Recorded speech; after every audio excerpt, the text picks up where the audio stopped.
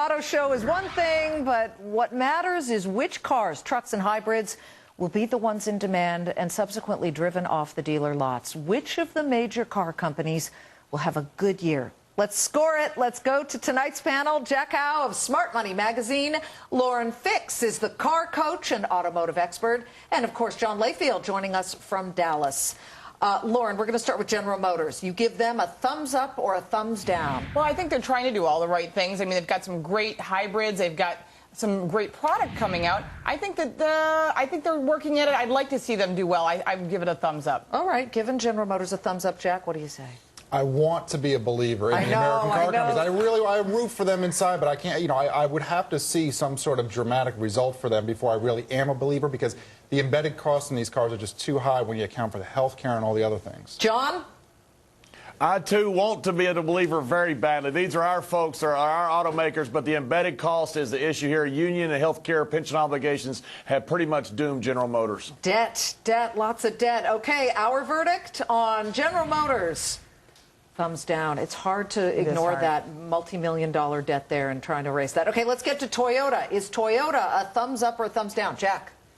People love those cars. They do well, and it's a company that has a much leaner cost structure, again, because they don't have the same obligations when it comes to things like health care. So, yeah, Toyota will continue to do well. Yeah, the big legacy costs. Lauren? I think that Toyota is going to be a positive. They own the Scion line. Of course, they own the Lexus line. They're planning on selling over 1 million hybrid cars in the next few years. That's a big chunk of change, and they really are taking market share. Yeah, they got on that bandwagon early, quick, John, didn't they? They got in early, and now they're really benefiting from that. Toyota? Absolutely. Well, GM was making a bad mistake on SUVs and big vehicles. They were making a bet on hybrid. They do have a much leaner cost structure. This company is a thumbs up. Toyota. All right. Our verdict on Toyota is a thumbs up. Okay. How about Ford? Is Ford a thumbs up or thumbs down? Jackie, just heard from the CEO, Alan Mulally. He's excited about this company. I was encouraged to hear how much he talked about, fuel efficiency. Whenever I talk about cars, I talk about my dearly departed 1980 Volkswagen Rabbit, the car I got when I was 16. Diesel engine, it went 52 miles on a gallon of gas. And now they talk about Priuses and such that go maybe, 40, 50 miles. But Ford can really make some big strides in fuel efficiency. I think people will buy those cars. You give it a thumbs up? Possibly, but I have to see some results. Okay, a little sideways action here. Lauren, what do you think? I think they have some great product. The Ford Edge, I think, is one of their biggest saviors when they came out with that crossover utility vehicle, a big market segment. It's growing. They can barely keep the cars in the lots in certain areas of the country. I think they have a great product.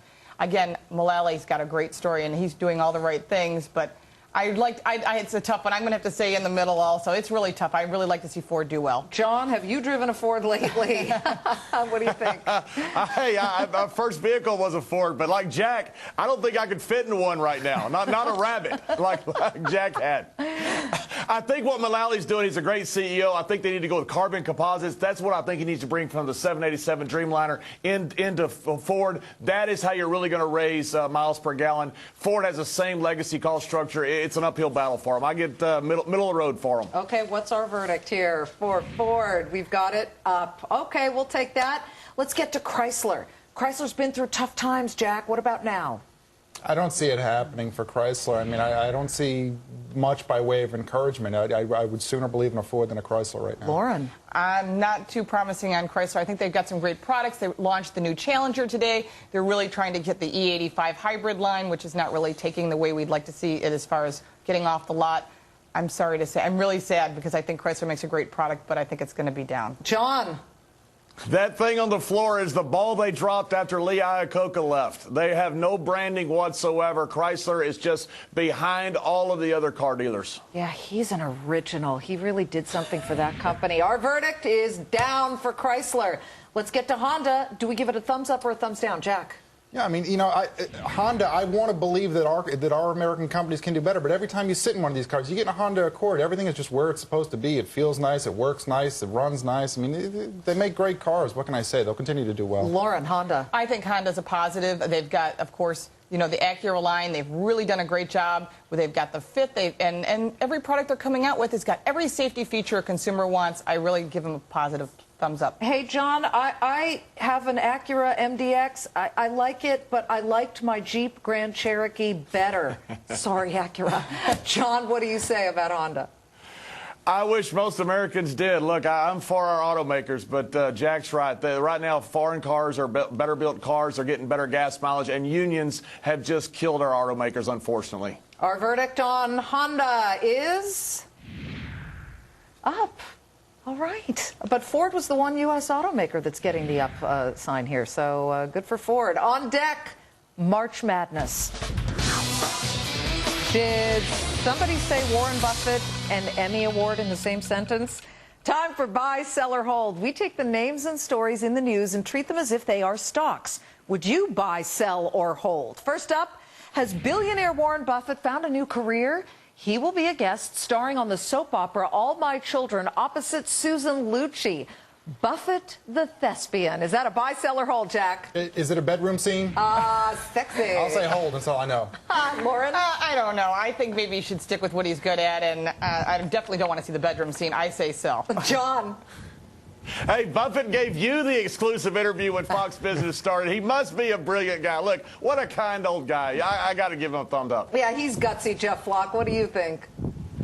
Liz, it's Warren Buffett, not Warren Beatty. He is an actor. He is a sell. Okay, I say this is a buy because he did it once before, and it was adorable. He got a lot of buzz for it. Scoreboard? It's a buy. Thank you very much. How about this one? The Boston Red Sox threatened to boycott their season opener series in Japan because coaches and staff were not going to be paid the $40,000 stipend that the players were getting to make the trip.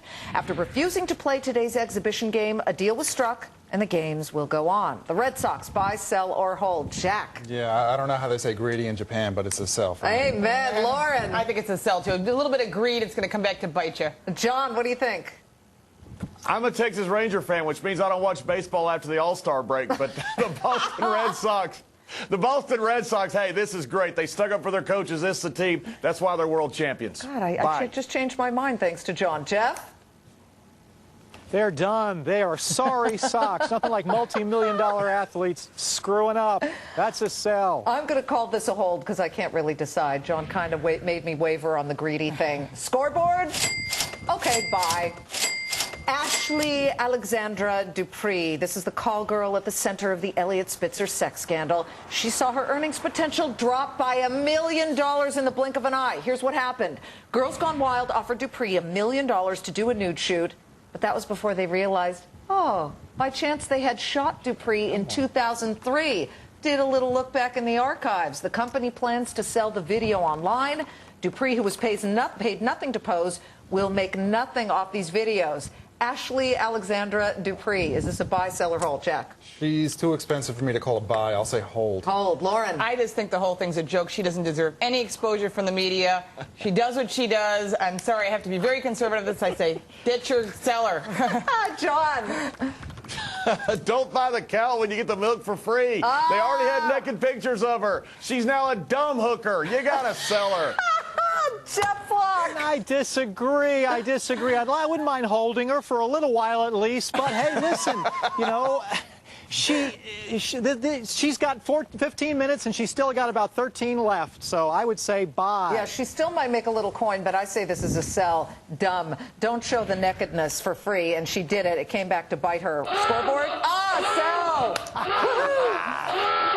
Do you want to stretch your legs on the next flight? Oh, who doesn't, right? Well, it's going to cost you little money. JetBlue will be charging passengers an extra $10 to $20 for additional leg room on flights starting next month. JetBlue, buy, sell, or hold. Jack? They should charge short guys who sit in the seats with a lot of room. I'm tired of seeing 5'3" guys take those emergency exit seats. Lauren? As a person who loves the emergency exit row, and I do fly JetBlue quite a bit, I say I'm going to hold on it because I think once they find out customers are going to start complaining, they're going to drop it. John, what do you think? Mr. Longlegs? Airlines have lost money since the Wright brothers for stupid reasons like this. Amortize it over the whole plane if you want to raise costs. Don't target this. This is stupid sell. Jeff? I disagree completely. $10 for leg room? Hey, listen, I'm a cheapskate. I would say buy that one. It's only $20. We're going to be right back on Nightly Scoreboard. Stay tuned.